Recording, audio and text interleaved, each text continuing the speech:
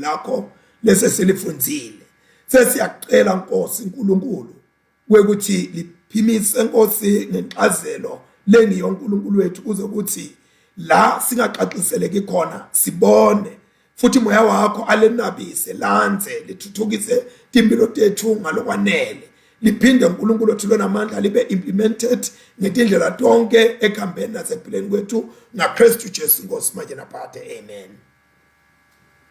Bazalwane enkosini sethi lifundile livla kaNkulunkulu safunda incwadi yemaHubo sahluko 73 safunda kusukela verse 1 sawufika eqineni saphinde safunda incwadi ya Exodus chapter 18 verse 13 to 27 sasigcina ngelivangeli la Luke chapter 4 verse 14 to 30 kodwa ke thine sitawuqaphuna kulesifundo sekuqala encwadini ya Exodus chapter 18 verse 13 to 27 lapha sibona seluleko lesihle ngempela lesibuya kubabedala wakhe Mose lokunguJethro. Jethro bese kabukile abona Moses umkhwenyana wakhe ahlatiya kuqabana kwebantu baka-Israel noma kwebantwana baka-Israel lebekade iniketa isikhathi lesanele Moses kwekuthi athi hlati yetindzaba tawo. Moses beka sebenza njengemehluleli kulesive saka-Israel kwakungasiko nje ukuthi umholi bekabuye abe ngumehluleli aphinde abe ngumnxuseli waso lesive. So the Moses, he was acting as a judge. Gona li judge mbamba bekuNkulunkulu.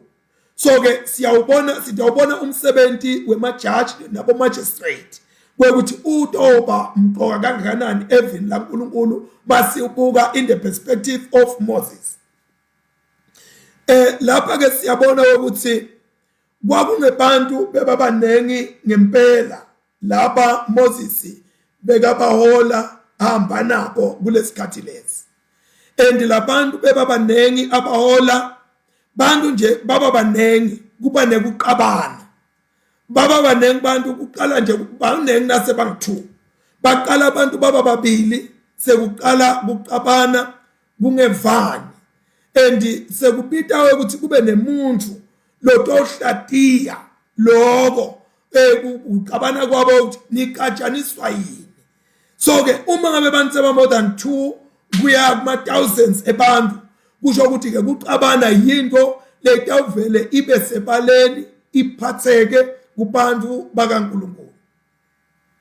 Lapha ke siyababona abantu baNkulunkulu bayaqabana baba nemibuto kuba naloka Moses ke usebenza leto tindzaba ke kulungisa lokho ukuthi uma ngabe kuyendeka siyaqabana siba nekushayisana yinto lengasiyo le out of this world yinto leyendekako kubantu labakholwako bantu abangebalandzeli baJesu kodwa nake kufanele bese kuba khona umuntu lotokuhlatiya ngomonde noma ngekubeketela akuthathe step by step lokho kuqabana kwabo. Ngalamanye amagama lapha sibona ukuthi Moses beka umuntu bekabonakala afanelekile kulesive ukuthi abe ngumehluleli abe lijaji ngoba bebeta kuye balethele tindzaba tabo bethi baqabanisa labantu bakaIsrael. Lokho kwakwenta ukuthi Moses athi khanze angene athanti etindzabeni labantu kusukela ekuphumeni kwelanga lize liyoshona langa seloku asebenta tindzaba tabo athi hlathi yakungevani nekushayisana kwabo bantu bakaIsrael. Lokhu lokwaze kwafika la khona kutsindelana noma kuthelelana khona nekuphatheka noma nekutsindeka kweyisedala Jethro nakabona umkhwenyana wakhe asebenza ngalendlela.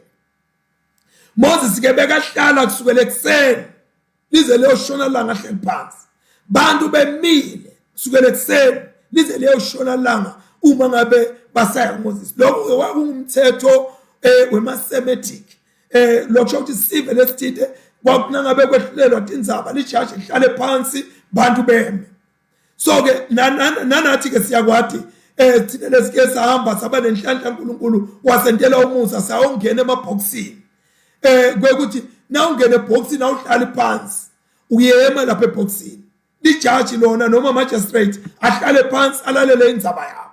So ke lokhu kungumthetho othile endike lokhu kufaka phakathi kunkantolo la khona itawulalelisiswa kahle lendzaba yakho ibese iniketwa inhlonipho noma sijubo lesinenhlonipho.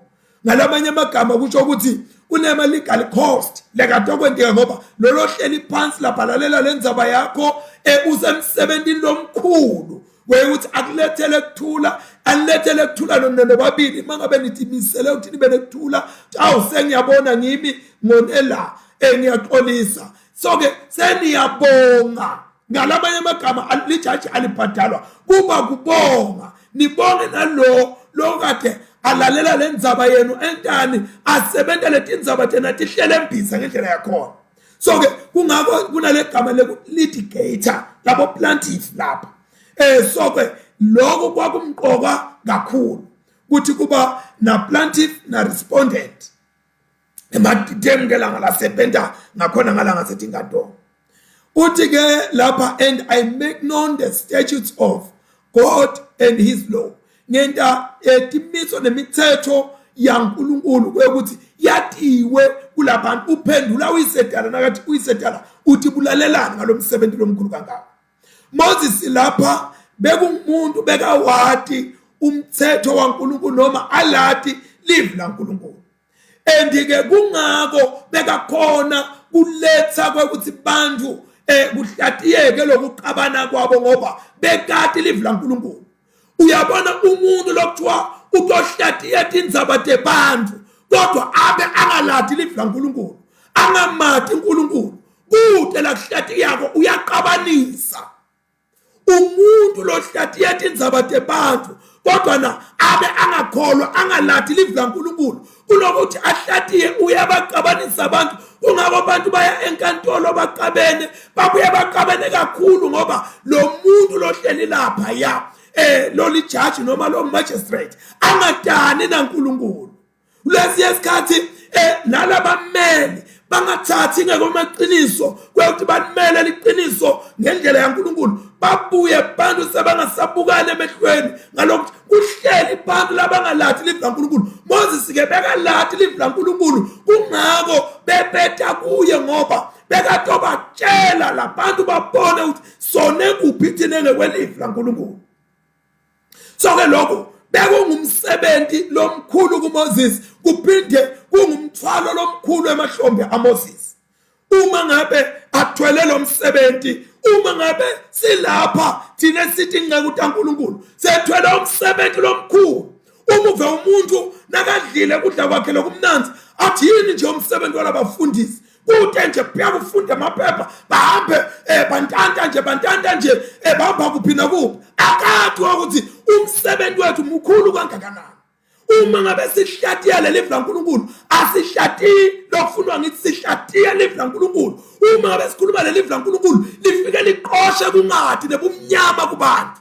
Uma ngabe nginyathela ekhaya kakho noma ukhona noma ukho ngihambele emakhaya ukhona into letiqhaphukako kule khaya lapho ngoba angithi ngithi bonakalisa kodwa ngithi angilethe uNkulunkulu ngithi ngaNkulunkulu ngithi by a divine appointment banenge emakhaya lengaya kuwo tinento indawo lengaya kutho kodwa uNkulunkulu ukhetha le yakho.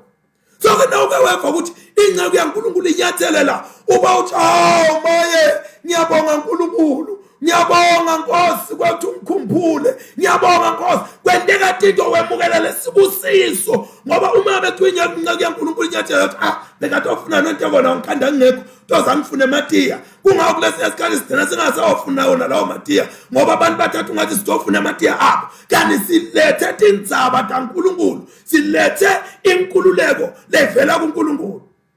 Makabonge Jesu just a minute.